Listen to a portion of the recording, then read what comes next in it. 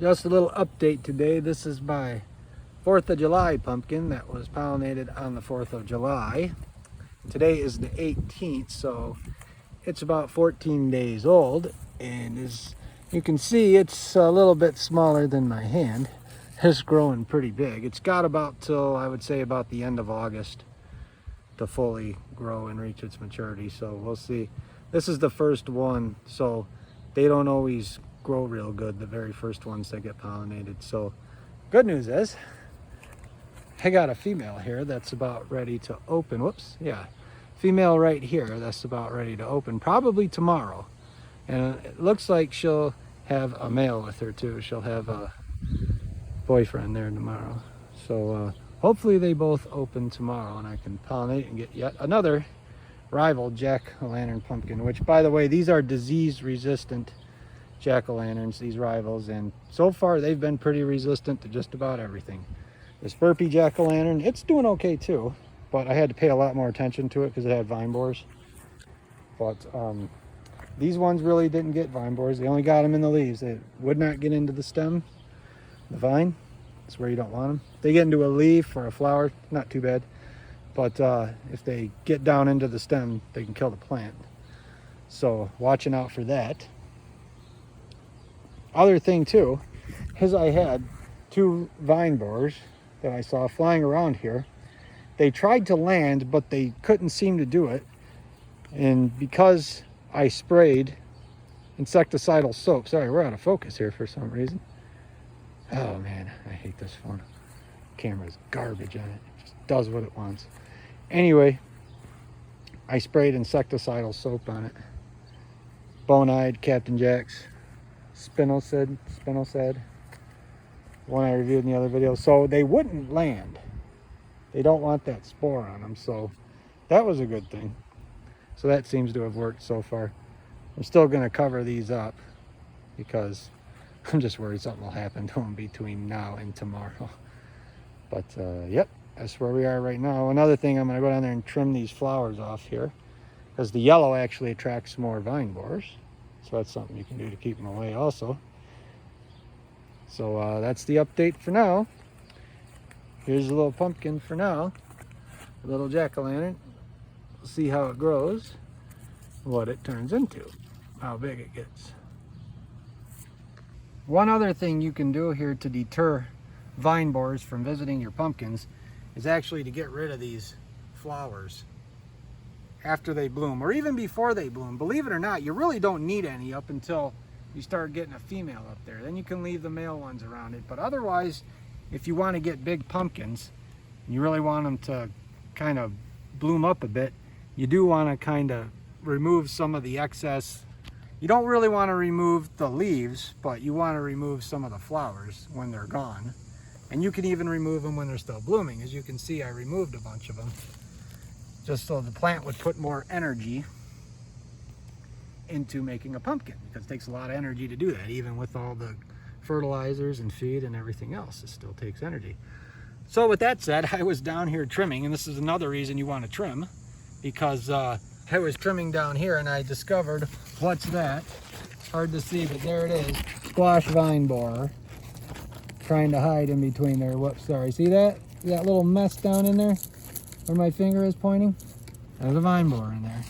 Now, the Spinosad and the BT are long-term. Actually, the Spinosad is more long-term than the BT. BT only lasts, I don't know, basically until it gets sunny out or it rains. Spinosad actually can last about a couple weeks or so, I've heard, but I haven't really been able to test that one on the caterpillars. I've only tested it on the moths. It worked brilliantly on the moths, as you can see in my last video, but I did not test it on the caterpillars yet. So I don't know how well it will work, and because this vine has already been chomped and infiltrated, I'm simply going to go back to my friend here, the can of Raid, which no longer has the label on it, but it's still Raid, and the needle, and we're just going to pop some of this in there and get rid of him in about 5 seconds. I can also tell you how I found this. Again, I was just walking around and I noticed all these other leaves look pretty good. Despite that it's hot out, they should get a little bit floppy when it's hot, but not too much.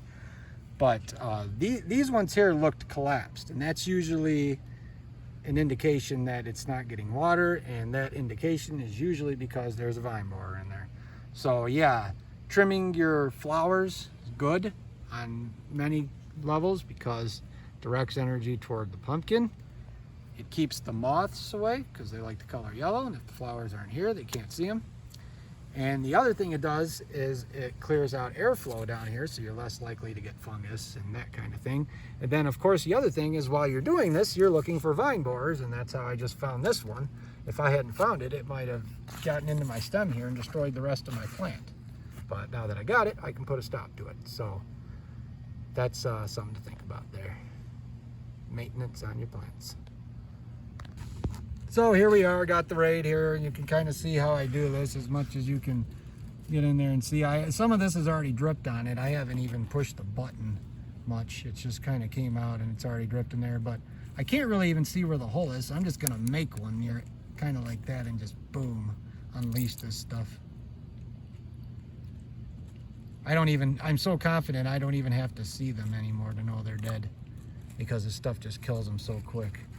It just has to be in the proximity of them. Yeah, again, it's not an organic product, but you know, it works. That's the point. It doesn't hurt the plant.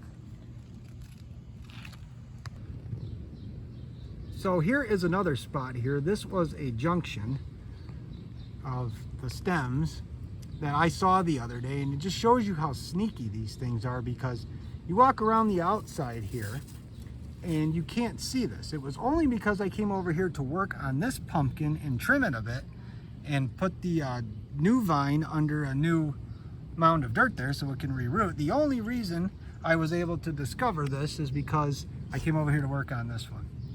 So now that I've used the raid on it, I did not actually see the vine borer in there, but I know it killed them because it's really dry today. See, if it was still really like moist looking and still had his frass coming out of it, which is another word for his poop, then I would know I didn't get it. But I know I got him because there's no more eating going on, and that stem is repairing itself. So tomorrow I'm going to come out here.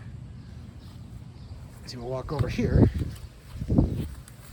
where I just used the raid on this spot, and if this spot is still wet, then I know I didn't get them. But I'm fairly confident I got them because you can see it on the ground here, and there was actually a hole going through all the way through the vine, a small one. So when I sprayed it in here, it came out the other side. So they made themselves a little tunnel, and it ended up being their little catacomb there. So that's the way you tell. It starts drying out, you got them. If it doesn't, got to do it again. But man, anything better than raid, I don't know, works right away.